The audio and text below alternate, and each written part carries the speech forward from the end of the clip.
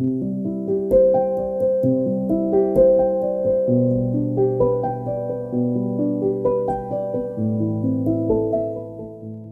good evening to all of you. This is Dr. Manisha. I'm working as a medical lead in the Medical Affairs Division of Lupin. On behalf of my team, I extend a warm welcome to all of you in this brief discussion on patient awareness program of Shealer. As we are aware that women are vulnerable to mental health problems in their entire program due to their biological and environmental changes around them in these periods. Lupin team has brought together all distinguished personality on this occasion from Psychiatry Forum to celebrate the International Yoga Day and also emphasizing the importance of yoga in treating and improving the mental health condition of women. So today joining with me in this part of session is Dr. Archana Singh, who is also very renowned psychiatrist, and she's going to enlighten us with some knowledge about the yoga, practicing yoga and the women's mental health. Welcome, ma'am. Ma'am, here we'll start with our session. Ma'am, can you give us more information and your viewpoints on role of practicing yoga in women's mental health? Good evening, everyone. I'm Dr. Archana Singh. First of all, I would like to congratulate Lupin for creating awareness regarding yoga and its impact on mental health. It's a very nice program which will create a larger audience and larger awareness, which is not there in the society. To start with, when we talk about yoga, we all know that yoga practices are not new practices, and it maybe dates back to some 5,000 years. And down the lane, somewhere we have stopped considering them as a part important aspect in our life. Yoga helps us in maintaining a very flexible and correct body postures. Along with it, also helps us in maintaining a nice and healthy balance, mental balance. As we all know, doing yoga practices for regularly, for persistently, for a significant duration, it brings certain positive changes in the biology of the brain, which help achieve various positive mental health conditions, and it relieves anxiety, depression, and it eases out the tension of the mind. Yeah. Thank you, ma'am. Thanks a lot. Another question is about, we all know that yoga helps in reducing the stress level.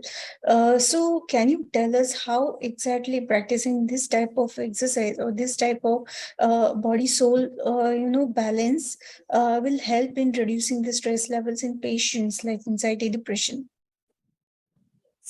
When we continue practicing yoga for some time, it releases certain chemicals in the body which we are called happy chemicals like endorphins, and it also helps in setting the neurotransmitter balance right, like dopamine and serotonin. And by these chemicals, as we all know, dopamine works in the reward pathways. So as we start getting dopamine released by yoga practices, it acts like the reward, and we start feeling better as dopamine also works on the pleasure principle. So it brings out the happiness, it brings out the pleasurable understanding of our surroundings.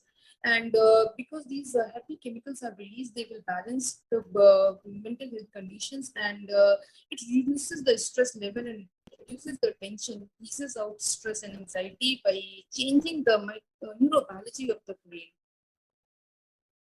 So nowadays, if you see, yoga initially was being practiced since ancient, ages, and the thing is that it has also been scientifically proven that there are certain chemical changes that had happened in the human brains due to practicing, this kind of what we can say cultural yoga practices. The thing is that, have you come across such kind of instances in your practice? About the yoga benefits in patients?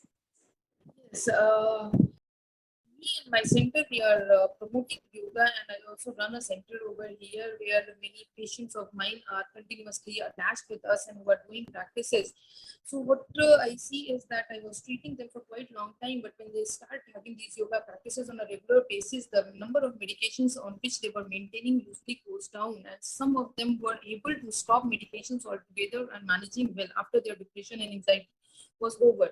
So it brings out some resilient changes in the brain, as I said, changes the neurobiology of the brain.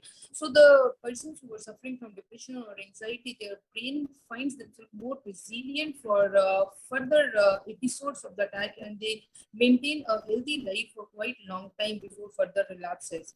Intermittently, of course, I guess relapse do happen, but the persons who are continuously being attached and associated with these yoga practices, regular form of exercise, they manage it better, and the duration of illness usually is less, and number of medications which needed to treat them are usually lower. So these are the benefits which patients are achieving with the regular practices of yoga and meditation. Yes. Great, ma'am. Great. Thank you. Thank you very much. This is very valuable information you have shared, and thank you for all these insights. So, in the last, while wrapping up this session, you would like to give some recommendation to your patients, to your, the people around you, how we can practice the yoga in short. Yeah, of course. See, yoga practices are good for everyone, but see, it's not that everyone has to do it. One has to accept these yoga practices, the meditation process, and they need to get the benefits gradually.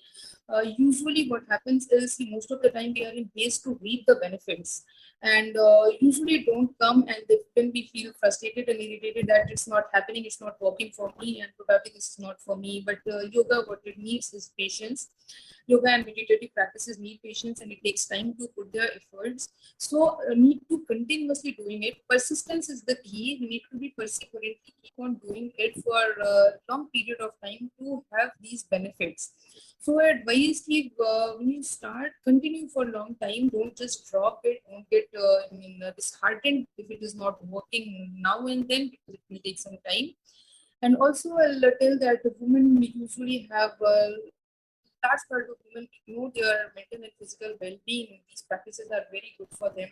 As we all know, at the women age, their osteoporosis happens, and many of the hormonal changes happens, which takes a havoc on their body and mental and physical health both.